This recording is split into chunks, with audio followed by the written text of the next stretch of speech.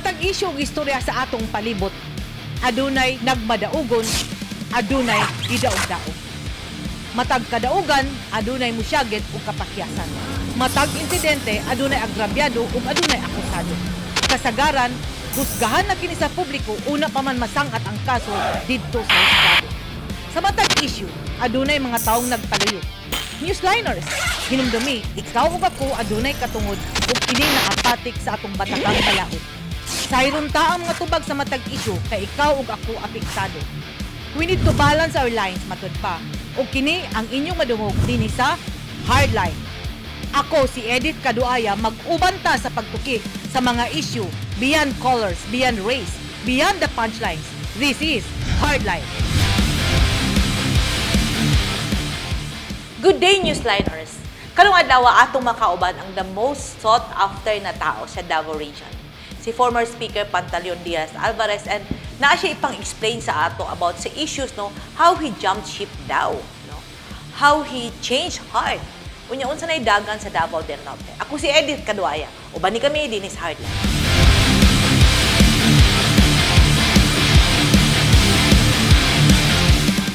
Welcome sa Hardline. Kanong adlaw makauban nato si Congressman Pantaleon Diaz Alvarez, ang 1st District Representative sa Davao del Norte. The past few weeks, murag ining ugong ang iyang pangalan because he's been accused of jumping ship, no? From the other camp to the other camp. But wala ta kabalo, wala siya mitingog, except na nakadawat ang press release. So karong adlaw makauban siya. We will listen it, we will hear it straight from the horse's mouth. Congressman Alvarez, good day and welcome sa Hardline. Hi, Dit, mayong buntag. Mayong buntag sa tanan. Sir, unsa tong feeling na si Alvarez nagkambyo o nag-change of heart? How was it? Was it an easy decision for you or was it a carefully thought? It was never an easy decision, no, og matagal na pinag-isipan. Ganito kasi yan. Elections to. No? Nothing personal. Tinitignan natin, being the leader dito sa probinsya, kailangan ko makinig. Makinig sa mga kasamahan kong kandidato, makinig sa tao. Ngayon, kahit na anong sipag ginawa namin para kumampanya sa kandidato namin, well, I don't know if you will agree with me. Talagang hindi nagkakatraction. Hindi pumapalo. Oo. Ngayon nakikita ko, kasi hindi naman po pwedeng hindi natin i-analyze yung buong sitwasyon. Nakita ko of all other candidates except the leading Candidate. presidential candidate, ang nagkakatraction lang on the ground is the Vice President, Leni Robredo. So, siyempre, nag-usap-usap kami mga dito You had sa 3 Davao meetings del daw Norte. bago nag-decide. You Matagal-tagal opened up, din yun. Kasi nagpulong-pulong kami dito. Tapos sabi nila, paano ito? Paano kung wala naman talagang, it looks like wala nang pag-asa yung aming kandidato. So, siyempre ako, being the leader, ayoko namang hilahin sila pababa at isama ko sa pagkatalo. Okay. Siyempre, politika ito. The rule of the game is survival. Na paano na lang yung kasamahan ko? Di ba? Paano yung probinsya? Yung mga tao? How Paano? will you look like before your people? Oh, at saka yung probinsya mismo. Kung talo yung aming kandidato, so anong mga kabutihan na pwede naming i-expect para sa probinsya, para sa mga tao na So Davao this is del the wider Norte? perspective of changing heart. Oo, kasi kailangan mo talagang malapad yung iyong pananaw sa politika. Hindi po pwedeng para tayong kabayo na Confide. dito lang talaga, One di ba? track mind. Dito ka nakatingin. Hindi pwedeng ganun. Kaya yun, nakapag-desisyon kami na lumipat ng susuportahan kandidato. But you are reforma. No? You just changed the ulo, shall we say. Yes, we are still reforma. So, meron ng fear na hindi siya pumapalo. And if if ganito ito, what comes after May 9 elections, no? So walang development kasi pag hindi ka naman sumuporta sa winning candidate, may makuha kang project, pero hindi ganun yung support from the higher-ups. Yun yung paningin mo. Yes. That you need to bail out your people. Oo. Tsaka ito, kasi talaga ang aking objective dito, no? Right after these elections, we will strengthen Partido Reforma. Okay. So sila yung nag-join sa Reforma, hindi Yes. si Reforma nag-join sa kanila. Oo. So ito yung political alliances. Yes, yes. Sir, they said, no, the person says, 800 million. You're asking that was too much. In politics naman, the way I understand things, no, you should have media, you should have money, you should have machinery. And you don't run if you don't have something in your pocket. Was it a right Hindi, thing, or alam mo, was it- mali yung 800 million, no, na humihingi kami, merong demand, no? Walang ganon. Walang ganon. Ayoko lang dagdugtungan na yung kwento. Lalong lalalim eh. Alam mo naman, pag lumalim yan, sinasakripisyo mo rin yung personal relationship mo. Mahirap na i-heal yung wounds pag medyo malalim. Sa akin naman, ito, politika lang ito. Nothing personal. So after elections, baka pwede namang maghilom yung mga sugat. So kaya wag nating dagdagan yung yung dudugtong pa ako dun sa kwento. Tama na yun. Sabihin ko pa yung talagang totoo, wag na lang. Oh. But you want to keep friendship with them. Of course, of course. Oh. When you change heart, lumipat ka kay VP, hindi mo kinuha yung VP ni VP. Bakit? Bakit nag-Tito Soto kayo, sir? Well, honestly, kaya ako nag-Tito Soto, kami dito, for personal reasons. No? Na si Tito Soto kasi matagal ko ng kaibigan. Madalas din dito si Tito Soto. At dagdag ko pa dyan, magkabrad kami sa Mason ni Tito Soto. So may level, may leveling off kayong dalawa in terms sa grupo niyo. Yes, yes, yes. So mas okay lang naman kay VP na si Soto ang Wala VP namang mo. problema sa kanya. Sabi nga niya, well, choice namin yon at ginagalang niya yun. Kaya ako naman dahil doon ay humanga rin ako sa kanya. Although sabi niya nga sa akin, hindi ko rin pwedeng dalhin yung gusto niyong vice presidente dahil meron akong sariling vice presidente. So we're talking here of tactical alliance. Tactical alliance, Aha. you're correct. So you need to coexist, you need to respect each other's border kasi nung nagsimula ito October 15, hindi naman talaga noon ang formation. Yes, yes. Aha. So may bala ako, sir. How did you feel na inakusahan ka na political butterfly? Are you one ba? You never changed Reforma. Reforma remained in your heart. So why so sudden, no? Bakit nagiging political butterfly si Congressman Alvarez? Kesyo mukhang pera si Congressman Alvarez, which you explain naman. Itong sinasabi na political butterfly. How does Alam it- mo yan, sinasabi nila political butterfly, no? Well, let me remind them na yung uso ngayon, paru-paro G. Oo, di ba? Oo. So, pauso lang tayo. Paru-paro G nga yung uso ngayon. Pero hindi naman siguro tama yung political butterfly kasi kami, ako mismo personal, naniniwala na mas maluwag yung kalooban ko ngayon na sumuporta ako kay VP Leni doon sa kanyang candidacy. Noong 1980s, I was still sa law school. Law school. At yun yung panahon na magulo sa Manila. Rally dito, rally doon. Kasama ako doon, nagrarally para matuldukan ang diktaturang rehimen ni Marcos. Para sa akin, yung laban noon, tuloy lang ngayon eh. Tuloy pa rin ngayon. Dati, Marcos, laban kay Cory. Ngayon, Marcos pa rin, laban kay Leni at ng taong bayan. Ayaw ko naman na nung panahon nung 80s, kasama ako doon na lumalaban against Marcos. Tapos ngayon, hindi na ako kasali sa paglaban against Marcos. pa So rin. this is a continued fight. Yes, that's And you true. stood up for your right. And Yes. you believe it is proper. Yes. So may iba ako. May mga areas, no, you are the Davao del Norte leader of Reforma. But I hope you won't get me wrong.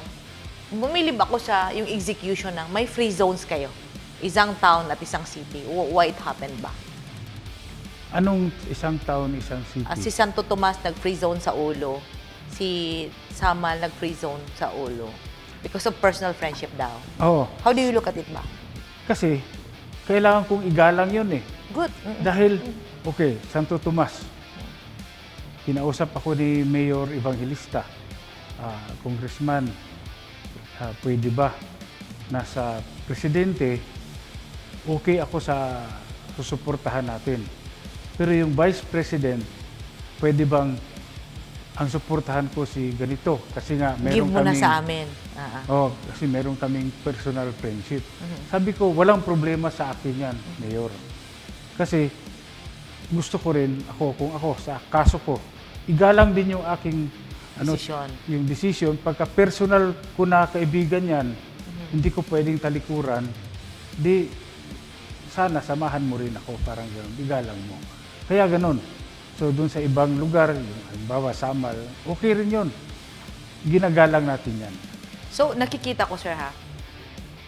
Pagdating sa partido mo, nagiging soft-hearted ka. Pagiging soft-bad means it's taking toll on you as a person, your heart, the Pantaleon Alvarez behind the camera, beyond politics. Pero mo lang tubagon sa mong pagbalik. Balik may mahigala ka ng taon-taon.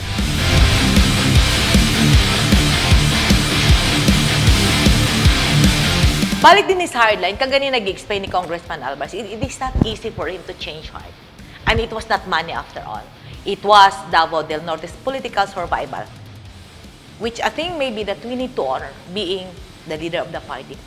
Bago kami naghiwalay, I asked him, he respected so much of the personal decision of some candidates, some leaders, who wanted to support other candidates sa national position.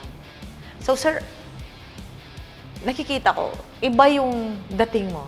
Iba yung, napaka-soft mo pagdating sa friendship. Like, you are supporting the other vice presidential candidate because he's close to you. You honored the request of two mayors because of friendship. Ano ka ba sa personal?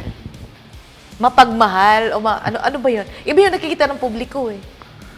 Di ako naman, no? Talaga masasabi ko, sincere akong tao.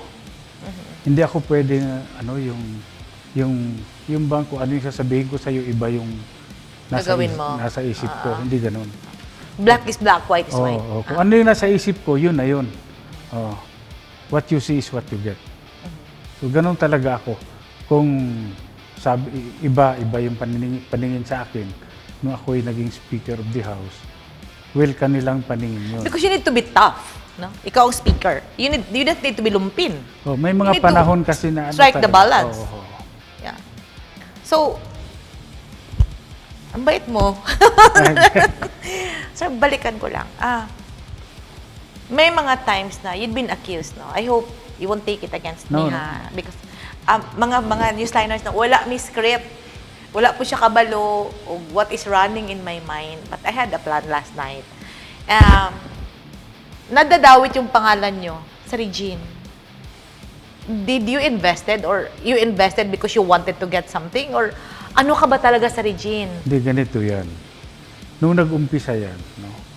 Kasi yung na-involve dyan, yung dati kong staff, Si Rose Garcia. si Rose Garcia. Pinatawag ko yan. Kinausap namin na ano ba ito? Kasi tigil mo yan kasi sa tingin ko, kalokohan yan. And that was eve of the 2019 elections.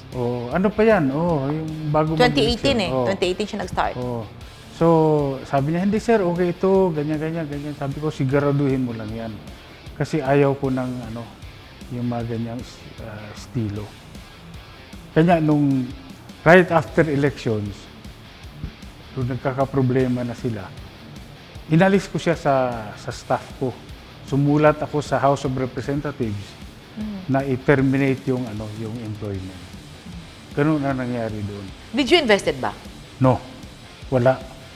In fact, sa totoo lang, kahit interviewin niyo lahat ng mga staff ko, pati yung personal security ko, interviewin niyo yan. Sa loob ng bahay ko, ang hindi lang nag-invest dyan, siguro masasabi ko, ako, si Mrs. ko, si Jen, at saka yung isa pa lang yung anak namin noon, baby. O yun. Kami lang 3. Lahat yung mga ibang tao. Sabi ko, huwag kayong pumasok dyan.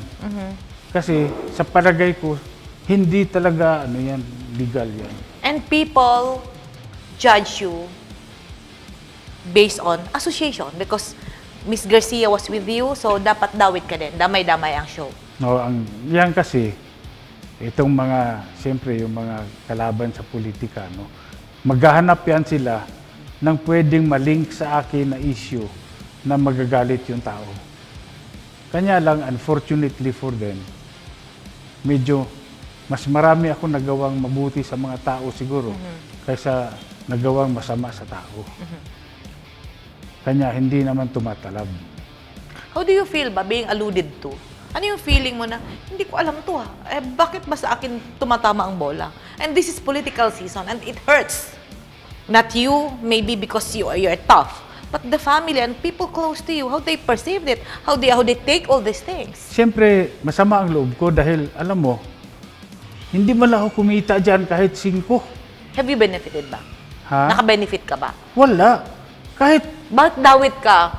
Kahit 1 centavo, hindi ako nakatanggap dyan. Tapos ako pa ngayon yung sasabihin nilang ako may pakananon. So, mag-imbestiga sila. You never went out to explain. Hindi na kasi. Sa akin kasi, malinis yung konsensya ko eh. Wala akong kinalaman dyan. That's it. Ngayon, pag pilit nyong i-link sa akin, ang palagi kong sinasabi, bukas yung hukuman. May piskalya. Prepare the complaint, file a case against me. And they'll face you in court. Yes. I will answer it, di ba? Sige, harapin kita sa husgado. Pero, hindi kita haharapin sa kahit saan. Ngayon, kung halimbawa, sabihin mo, issue, ganyan, politika, pwede ko namang sagutin yan, di ba? Diretso sa mga tao. Pero walang mangyayari.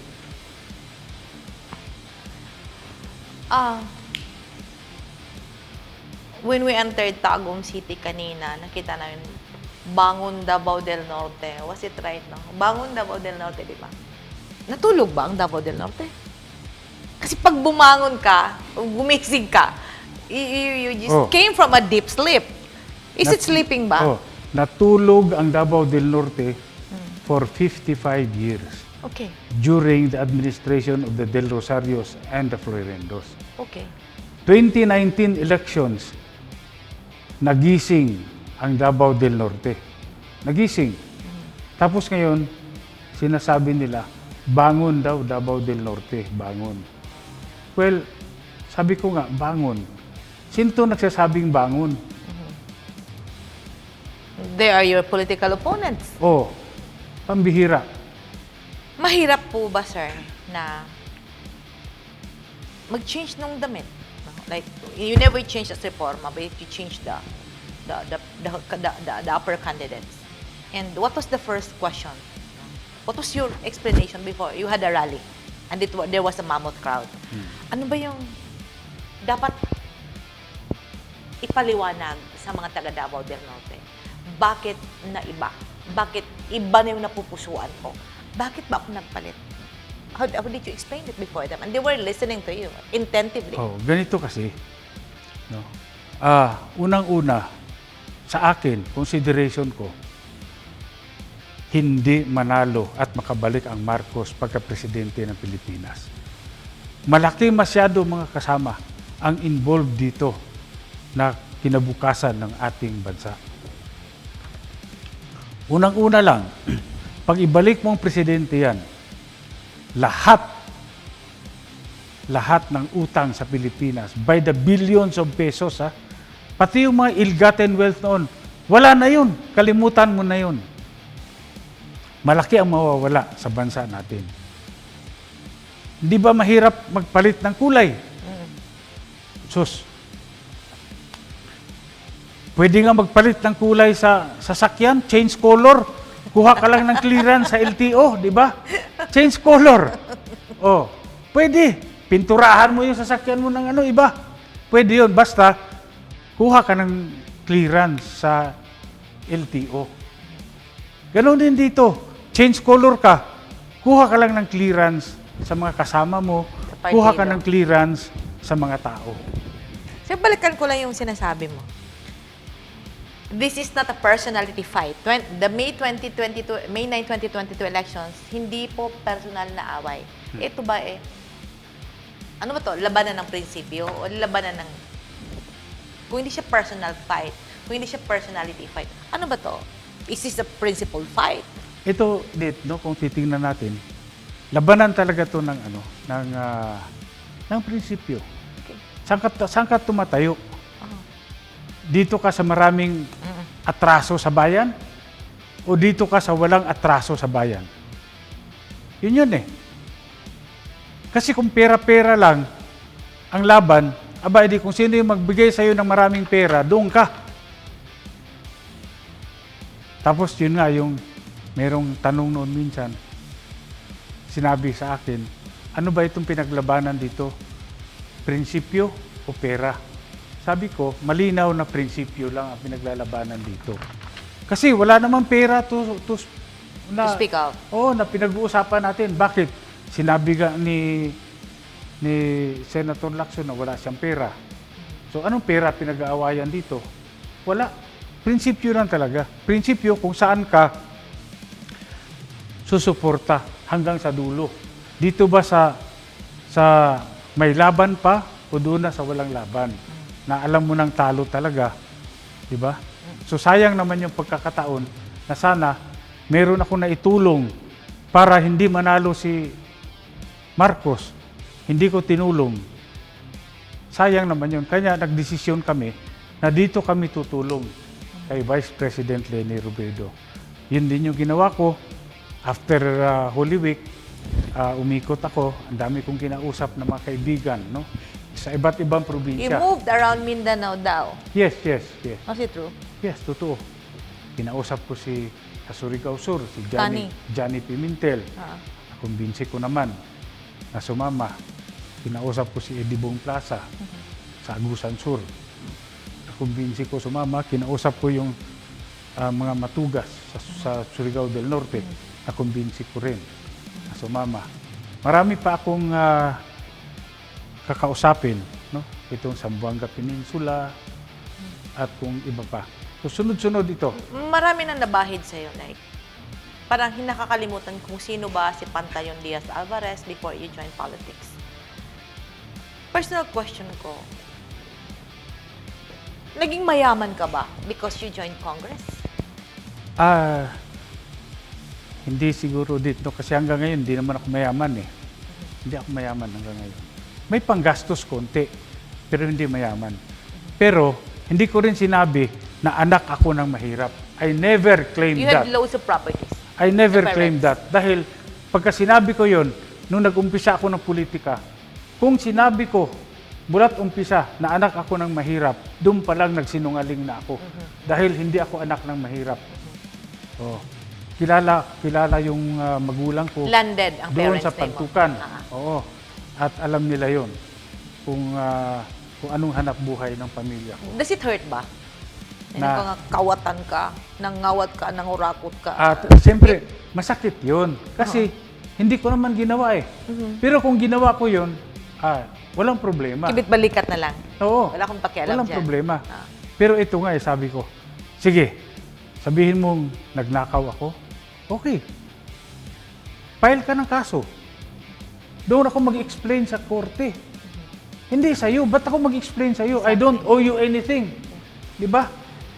Aba, ikaw ang dapat magpaliwanag sa taong bayan. Ako, kilala ko naman yung mga may pera dito, kung saan galing yung pera. How's Davao del Norte politics ba? Kung hindi siya natulog, kung gising siya, nung nagising siya, saan siya papunta? Tubago na ni Congressman Alvarez sa among pagbalik.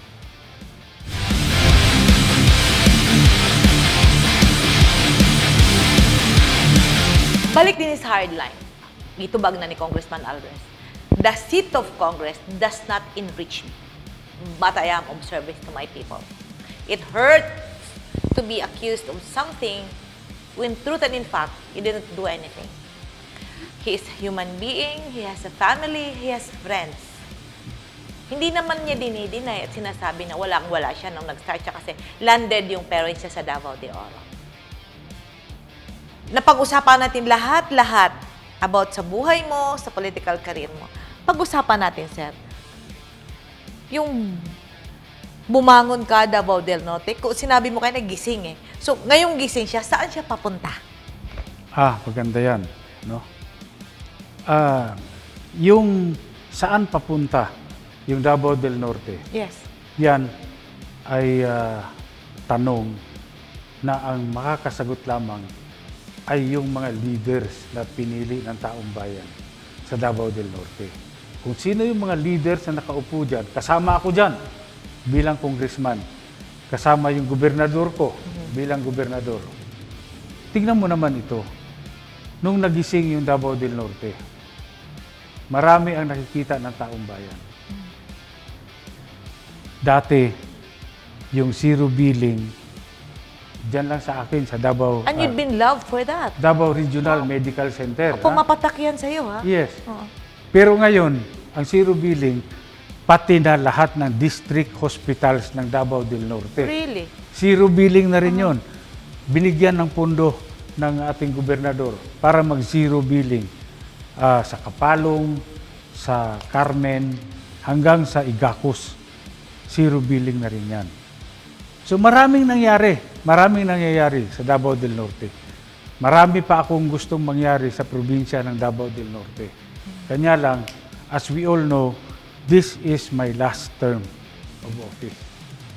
So 3 taon na lang ako para mag-serve as congressman ng 1st District ng Davao del Norte. Pero yung 3 taon na ito na ibibigay nyo, kung suswertehin tayo at mananalo yung presidente ko, sisiguraduhin ko na kakausapin ko yung Pangulo dahil sumuporta naman tayo na kung pwede, yung mga benepisyo sa taong bayan dito sa Davao del Norte ay ma-address din natin. Dami na akong mga daan na pinagawa. Concrete roads connecting Davao del Norte and Bukidnon. Concrete roads connecting Davao del Norte and Agusan del Sur. Marami na yan. Daan, tulay, drainage, dami na. Meron pa akong hindi nagagawa, isa. Housing. Hindi ko pa na-address yan. Marami pa rin ang walang mga tahanan sa Davao del Norte. Yun ang susunod kong i-address. Sir, may iba ako. Being the father of reforma, ito yung isang kandidato niyo sinasabi. How do you react to the proposal of board member Jigs Relampagos that kailangan po daw may itatayong district may isang district ang Samal. Kailangan daw niya ng congressman. Okay ba sa'yo na maglagay ng lone district of Samal, Arlan Garden City of Samal, and you have a congressman there for Samal? Walang problema yan, no? Are you supporting it? As long as ma-comply natin yung legal requirements. May legal requirements eh. Territory, population, di ba? Income. Yung 3 yan. If it qualifies, do you support the idea of board member Relampagos to have a lone district of Samal? Yes. Why not? Kumpara sa kabutihan ng isang lugar, bakit hindi?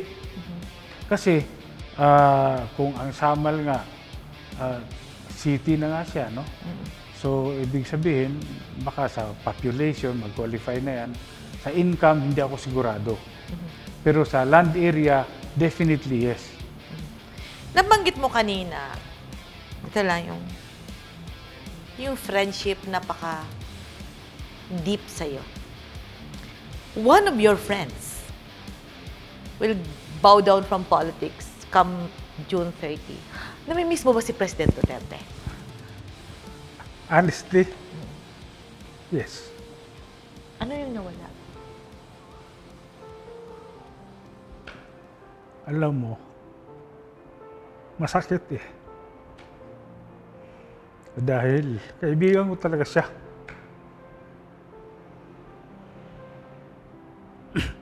Sabi ko nga kay Go. si Secretary Kitain. Sabi ko, pakisabi na lang na pag wala na siya sa pwesto, andito lang ako.